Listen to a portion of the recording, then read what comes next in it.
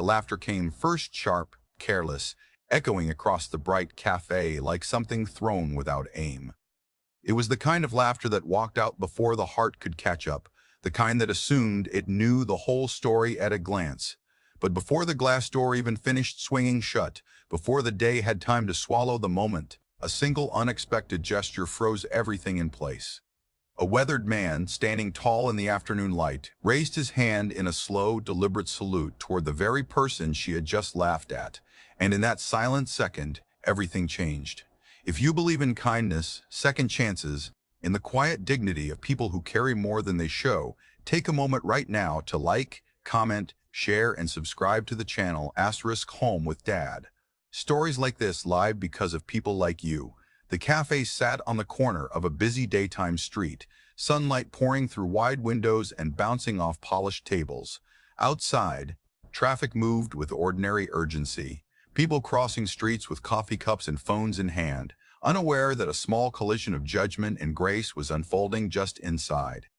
Mara Ellison had arrived early, impeccably dressed, confidence stitched into every movement.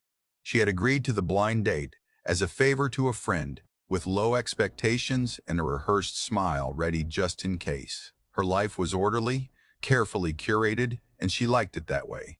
She had worked hard to keep chaos out, to keep disappointments predictable and manageable. When she saw him walk in, something in her posture tightened. He didn't look like the photos she had imagined in her head. There was no sleek confidence, no polished charm. Instead, there was Jonah Calder, a man with tired eyes that had learned patience the hard way, a simple button-down shirt slightly worn at the collar, and a quiet attentiveness that seemed out of place in a room buzzing with casual chatter. He wasn't late, but he wasn't early either. He carried himself like someone used to making space for others. What caught her attention most, though, was the child.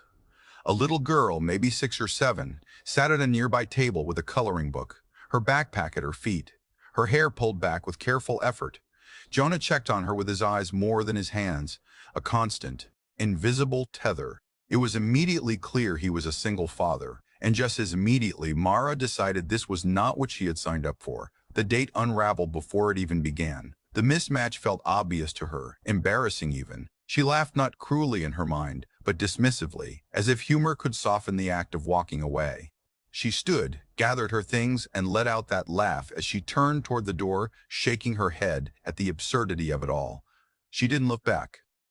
Outside, the day was bright and unforgiving. Mara's laughter faded as she spotted her father standing near the curb. Thomas Ellison had insisted on walking nearby, a protective habit he had never quite let go of. He was a retired Marine, his posture still disciplined, his eyes still scanning the world with quiet assessment. He had come to pick her up afterward, or so she thought. When he looked past her, his expression shifted. Thomas's gaze locked onto the cafe window. Inside, Jonah was crouched slightly, helping his daughter tie a shoelace. His broad shoulders curved protectively around her small form. The little girl beamed up at him, proud of her newly tightened knot. Thomas didn't hesitate. He stepped forward, straightened his back, and raised his hand in a slow, respectful salute, directed at Jonah through the glass. Mara froze. Confusion rippled through her embarrassment. She turned to follow her father's line of sight, watching as Jonah noticed the gesture and stood instinctively, returning a nod that carried weight far beyond politeness. There was no conversation, no explanation, just mutual recognition between two men who had seen enough of life to recognize its quiet battles. Thomas lowered his hand and finally looked at his daughter. His eyes held disappointment, not anger, but something deeper and heavier. He told her calmly and firmly that the man she had laughed at was wearing the look of someone who had stood where others ran, someone who had learned sacrifice without applause. He explained that he had seen that look before in mirrors, in friends who never came home, in parents who carried their families through storms without asking for pity. Mara felt the laughter curdle into shame. She hadn't asked a single question. She hadn't noticed the way Jonah's daughter watched him with absolute trust, or the way he had chosen a daytime cafe because childcare schedules demanded practicality over romance. She had seen inconvenience instead of courage. Against her instincts, Mara went back inside, The cafe seemed quieter now, the sunlight softer, as if giving space for something honest to happen. Jonah looked up, surprised but composed, his expression guarded yet open. There was no resentment there, only curiosity and a readiness to accept whatever came next. Mara sat down, her confidence stripped bare, replaced by something more fragile and real. What followed was not a dramatic confession or a sudden spark, but a slow unfolding of truth. Jonah's life had been shaped by responsibility early on. He had lost his wife to illness, not suddenly, but through a long, exhausting journey that taught him how to hold grief and love in the same hands. His days were built around school drop-offs, work shifts, doctor appointments, and bedtime stories. Romance had become a distant concept, something he approached cautiously, not wanting to disrupt the fragile stability he had fought so hard to create for his daughter, Alara. Mara listened, really listened, for the first time in a long while. Her own challenges felt small in comparison, but they were real. 2 years of chasing perfection, of believing worth was tied to image and ease. She realized how rarely she allowed herself to be seen without polish, how quickly she dismissed anything that didn't fit her narrow idea of success. The afternoon stretched on, unnoticed. Outside, shadows shifted as the sun moved across the sky and the cafe filled and emptied again. Alara finished her coloring book and leaned against Jonah's side, comfortable and secure. Mara found herself smiling at the sight, not out of obligation, but genuine warmth. Change didn't happen all at once. It never does. But something fundamental shifted in Mara that day. She apologized. Not dramatically, not to absolve herself, but sincerely. Jonah accepted with grace, not because he needed it, but because forgiveness was a language he spoke fluently for his daughter's sake. They didn't leave together with promises or expectations. They exchanged numbers, cautiously, respectfully. Mara walked back out into the daylight beside her father, quieter now, thoughtful. Thomas didn't say much. He didn't need to. His salute had said everything. In the weeks that followed, Mara found herself thinking about Jonah in unexpected moments, while waiting at a crosswalk, while organizing her meticulously planned calendar, while sitting alone in the same cafe during lunch breaks. She noticed other things too.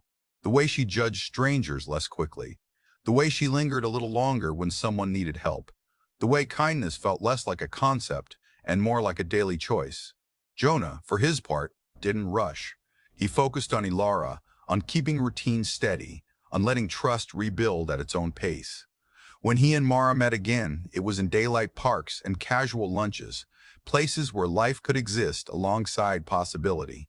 There was laughter, but it was softer now, shared instead of dismissive.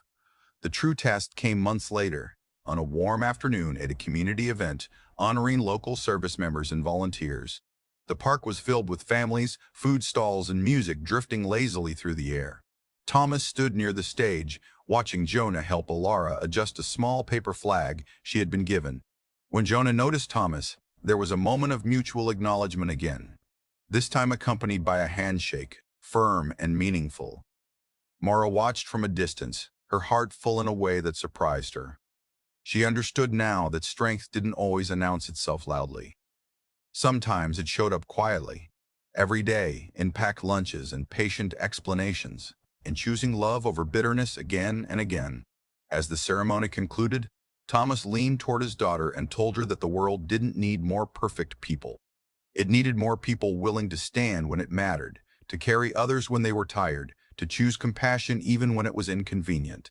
Mara felt tears prick her eyes, not from sadness, but from the weight of recognition. This story isn't about a blind date gone wrong. It's about how quickly we decide who someone is and how much we miss when we do. It's about daytime moments, ordinary, sunlit hours that hold the power to redirect lives if we're paying attention.